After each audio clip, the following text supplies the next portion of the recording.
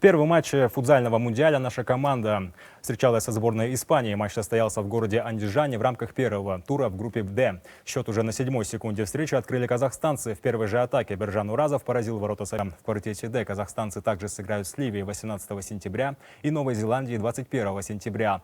В плей-офф выйдут две лучшие команды каждой группы и 4 лучших обладателя третьих мест.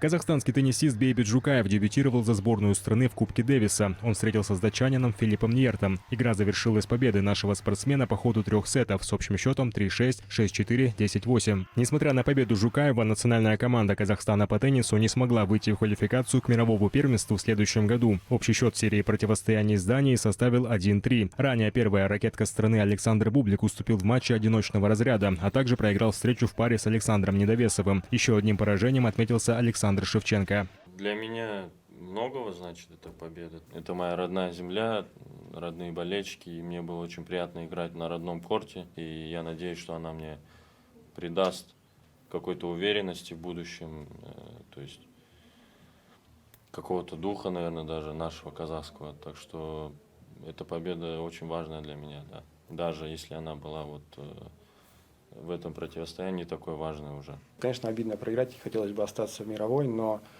я уверен, что у нас хорошая команда, она у нас обновится еще больше и будет прибавлять, все ребята молодые, поэтому я думаю, что мы только будем прибавлять, и я уверен, что мы вернемся там, где мы были, и даже пройдем дальше. Тем временем в столице состоялась церемония чествования призеров и тренерского состава казахстанской сборной на летних Паралимпийских играх в Париже. Государственные награды за высокие спортивные достижения от имени президента вручил премьер-министр. Олжас Бектенов поздравил спортсменов с выдающимися результатами. В текущем году паралимпийская сборная Казахстана установила исторический рекорд, завоевав 9 медалей, из которых 2 золотые, 3 серебряные и 4 бронзовые. Как отметил глава правительства, вовлеченность особенных людей в спорт растет с каждым годом. На сегодня в стране свыше 56 тысяч казахстанцев с особыми потребностями систематически занимаются физической культурой и спортом. В первую очередь хочу выразить благодарность главе нашего государства и всему народу Казахстана за поддержку. Защита чести нашей страны на Паралимпийских играх в Париже стала для меня огромной гордостью. Впереди нас ждет большая работа для достижения новых побед. Мы не остановимся на достигнутом и продолжим дальше трудиться во благо нашей страны.